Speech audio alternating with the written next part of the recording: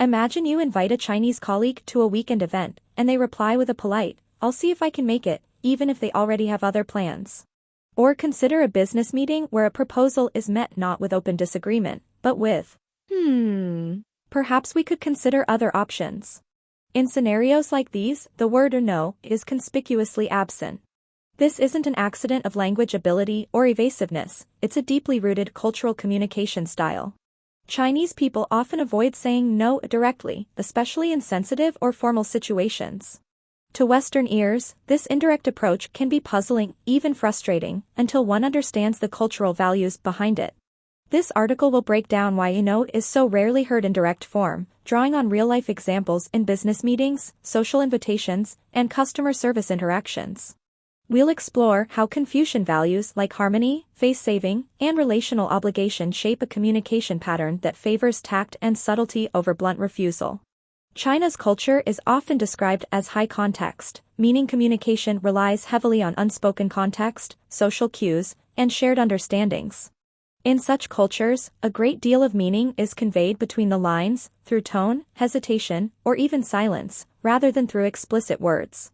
Directly saying no can be seen as unnecessarily confrontational or blunt. Instead, Chinese speakers tend to imply a negative response without uttering the word.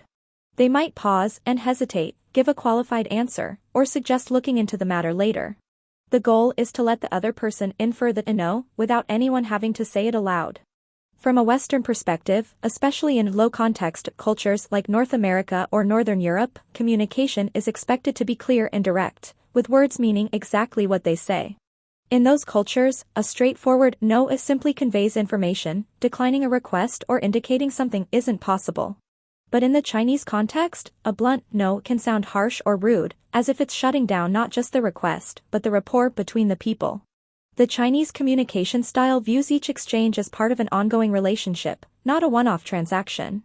As one business scholar notes, the Chinese are reluctant to use the word no at all because it signals that the overall relationship may be in jeopardy. In other words, saying no outright feels like it might hurt the long-term relationship, not just refuse the immediate question. Instead of an explicit refusal, Chinese speakers commonly use indirect phrases to communicate the same idea. For example, rather than saying, "No, we can't do that," one might say, "This is very difficult for us," or "We'll have to think about it," gentle hints that effectively mean no. Other polite deflections include phrases like, "It's not convenient right now, maybe later," or "We'll discuss it another time." These comments, while positive sounding, are often understood to be tactful no responses in context. Nonverbal signals can also be telling. A brief silence, a nervous laugh, or a polite smile may accompany the indirect reply, reinforcing the negative answer without words. The Chinese speaker expects the listener to pick up on these subtleties and refrain from pushing the matter further. This indirect style allows the conversation to remain courteous and comfortable, avoiding the abruptness of an open refusal. Westerners not used to this communication style might misinterpret an indirect yes, no. For instance, hearing "we'll see" or "maybe" could be taken as a genuine possibility rather than a polite decline. This can lead to misunderstandings. One side thinks an agreement was reached, while the other believed a refusal was understood implicitly. Appreciating this difference is key for cross-cultural communication. What sounds like evasion or ambiguity to a Westerner is often viewed in China as politeness and sensitivity. It's a way to spare both parties any awkwardness or hurt feelings. To truly grasp why this pattern exists, we need to look at the traditional values that have shaped Chinese society for centuries, principles heavily influenced by Confucian philosophy. At the heart of Chinese communication is a desire to maintain harmony in social interactions.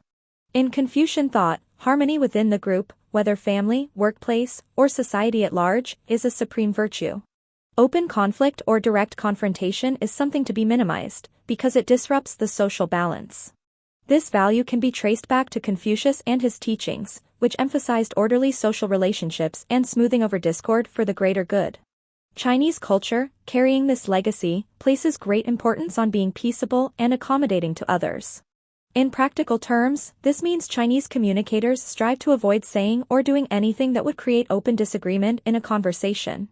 A direct no can feel like a small act of conflict. It might embarrass the requester or spark an argument. So, people choose more roundabout expressions. By saying something ambiguous, like a maybe or we'll think about it, the speaker preserves a pleasant atmosphere and mutual goodwill. One academic harmony theory of Chinese communication notes that using an indirect, polite style is a way to avert aggressive or conflictual behavior and keep interactions harmonious. Strong displays of negative emotion or blunt criticism are likewise discouraged, as they disrupt the balance of a group. It's not that Chinese people never disagree, they may simply do so in a softer, less confrontational manner. This preference for harmony is especially visible in formal settings. In a business meeting, for example, you'll rarely see a Chinese team member openly shout, "I disagree," to a colleague's idea. Instead, even if they find the proposal unworkable, they might say, "That proposal is interesting. There could be some challenges, but let's explore it further," rather than a "No, that won't work." By couching disagreement in positive or neutral language, they maintain group cohesion. Preserving harmony is considered more important than pushing one's opinion forcefully. As a result, communication may involve a lot of diplomacy and understatement. Western colleagues are often advised to listen for the subtext in such discussions. The absence of enthusiastic agreement or the presence of tentative wording can signal dissent, even if no one says no outright. This cultural emphasis on harmony comes with a sense of collectivism. Chinese culture traditionally views the group, family, company, society, as an interdependent unit, where preserving unity and face is vital. Individuals often willingly sacrifice personal assertiveness for the good of the group. Saying no directly might seem like asserting one's own will at the expense of group accord. Therefore, people learn from a young age that it's better to bend than to break in communication, to give a polite, face-saving response rather than a confrontational refusal. One of the most cited reasons for avoiding no in Chinese culture is the concept of face. Face represents a person's reputation, dignity, and social standing in the eyes of others. To lose face is to suffer embarrassment or humiliation, while a saving face means preserving one's honor and others' respect. In Chinese society, which is deeply relational, causing someone else to lose face is a major faux pas. It can damage friendships, business partnerships, or family relations. Saying no to someone can, in many situations, cause a loss of face either for the person making the request or the person responding. For example, if a friend invites you to dinner, a flat refusal might make the friend feel rejected or foolish for asking. They lose face. Alternatively, the person refusing might worry that they will be seen as unkind or unhelpful. They lose face by appearing rude. Thus, both parties have a stake in preserving face, and indirect communication helps achieve that. By not directly rejecting the offer, the responder is protecting the inviter's feelings and social dignity.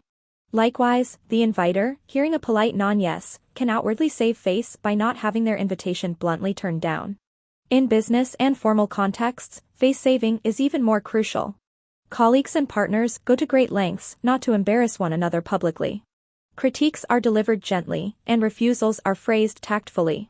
A Chinese professional will seldom give a direct no or negative response, even when they do not agree, precisely because they are preoccupied with politeness and saving face on both sides. Instead of outright pointing out a mistake or saying, "That's wrong," they might offer a modest suggestion or indirect feedback so that no one is singled out as wrong in front of others. Likewise, if a client requests something that can't be done, a Chinese manager may respond with apology and ambiguity rather than a strict refusal, to avoid making the client feel inadequate or dismissed. Essentially, face is a social currency in Chinese culture. It's accrued through showing respect, fulfilling duties, and maintaining honor, and it can be lost through public slights or failures. The communication style is calibrated to minimize face loss events. This is why you might hear a lot of "maybe," "we'll try," or "I'll get back to you," in situations where the real answer is negative. It's a polite fiction that allows both parties to exit the interaction with dignity intact. Everyone understands the implication, but because the refusal isn't spoken outright, it feels less confrontational. A Western observer might think this is evasive, but from the Chinese viewpoint it is considerate and respectful, a way to remain polite and save face for everyone involved. Another facet of face is not drawing attention to others' faults. If someone makes a request that you cannot fulfill, saying no might highlight their mistake in asking or your inability to help, which could embarrass either side. So, it's often better to use phrasing that blurs the focus on any one party. For instance, "The timing isn't ideal right now," removes personal blame and frames the refusal as circumstantial. Everyone's face is preserved because it feels like no one is personally rejected, it's just the situation that's difficult. This nuance reflects a collective mindset. It shifts from personal you versus me to an external reason. Even when delivering bad news, Chinese communicators may use indirect ways to soften the blow. A classic example, instead of telling someone your proposal was declined, they might say, there have been some complications, and we're reevaluating the plan. In some cases, a third party might be used to convey that a no, or bad news, as an extra buffer. This happens, for example, in workplaces or even family settings, to diffuse direct confrontation. All these strategies tie back to mianzi. It's better to delay or sugarcoat a no than to cause immediate loss of face with a blunt refusal. Confucianism not only stresses harmony and respect, but also lays out clear hierarchies and roles in relationships. In Confucian thought, society is built on a set of core relationships, such as parent-child, ruler-subject, husband-wife, elder-younger, friend-friend, with certain duties of obedience and care in each. Even today, this influence means Chinese culture highly values respect for elders, superiors, and the collective well-being. How does this affect the way people say no?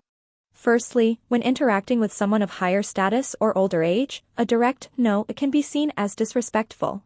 There is a strong cultural norm to show deference in these cases. For example, if a boss asks an employee to take on a task, the employee would be very reluctant to reply with an outright, I can't, or a no. Doing so could be interpreted as defying authority or not fulfilling one's role. Instead, even if the employee has too much work already or thinks the task is unwise, they might respond with something like, I will try my best, or, let me check what I can do. This phrasing acknowledges the request and shows willingness, without explicitly promising an outcome. It's a way of not saying no to the boss, while gently signaling there may be difficulties. In many cases, the employee would indeed try to follow through out of a sense of obligation and loyalty, even at personal inconvenience, reflecting the Confucian value of fulfilling one's duty to superiors. Similarly, in family life, a younger Chinese person might find it very hard to say no to a parent's request. Traditional upbringing emphasizes filial piety, respect and duty towards one's parents. So a direct refusal could be viewed as unfilial. Many Chinese children, and even adult offspring, will use softened language with their parents, for instance, saying, I'll see if I can do that, when they truly feel they cannot comply. This is not to mislead the parent, but to avoid an open no, I won't, which would sound too blunt or rebellious. There is also the element of relational obligation in a network of guanxi, personal connections. In Chinese culture, relationships often come with expectations of mutual help and favor. If someone within your circle, a close colleague, a friend, a family friend, asks for assistance, turning them down directly not only risks the personal bond but could also be seen as failing to honor the social obligation you have towards each other. To refuse could imply you don't value the relationship enough. Therefore, people might accept requests on the surface or avoid refusing, then later find a more indirect way to handle the issue. For example, rather than telling a friend, no, I can't help you move to a new apartment on Saturday, a person might say, Saturday is a bit tough for me, I'll see if I can rearrange some things. Even if they know they ultimately cannot help, phrasing it this way shows the intent to help and respect for the friend's request, without an outright rejection. An important point is that Chinese communication tends to be relationship-oriented rather than task-oriented. This means keeping the relationship smooth often takes priority over the immediacy of the task or question. Western communication, by contrast, often separates the issue from the relationship. It's not personal, it's just business mindset. But in China, business and personal relations are deeply intertwined. One source explains that Chinese people are much more interested in communication as a fluid element that supports the ongoing formation and refinement of a relationship. A word like no can feel like a jarring point of division, a break in that fluid continuity. Thus, avoiding a no is a strategy to keep interactions smooth and continuous. All these factors, hierarchy, duty, group-mindedness, encourage individuals to be adaptable and self-controlled in how they respond to requests or suggestions. Adaptability here means finding ways to accommodate or at least not openly reject what the other person is asking.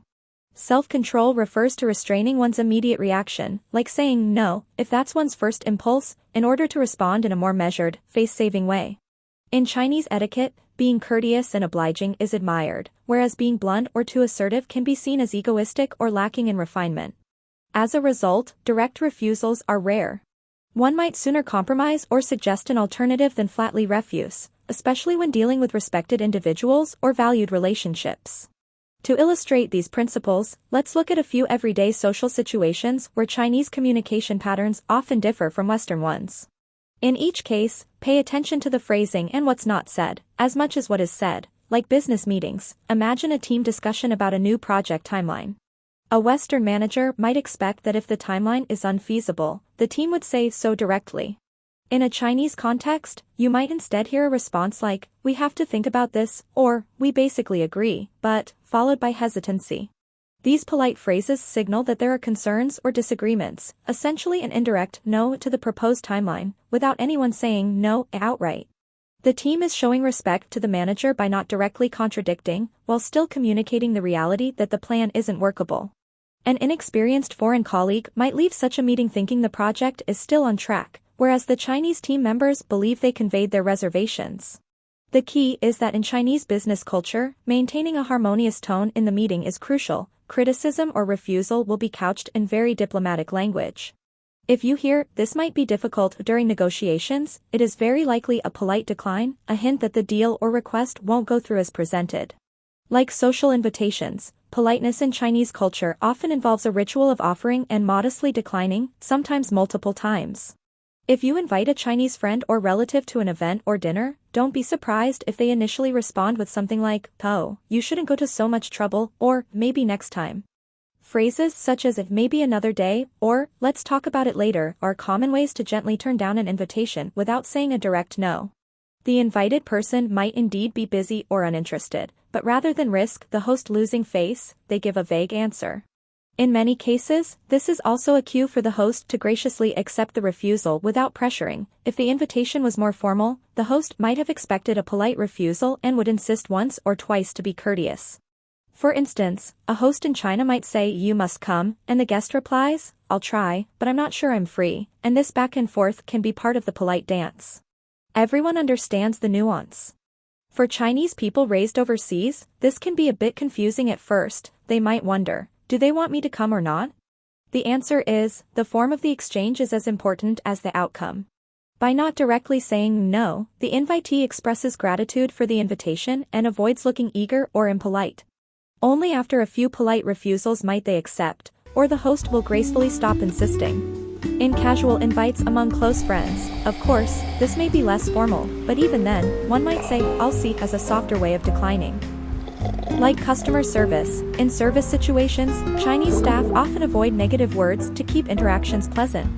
If a customer makes a request that can't be fulfilled, say, asking for a refund that isn't policy or a product that's out of stock, a Chinese customer service representative likely will not bluntly say, "No, we don't have that," or "No, that's not possible."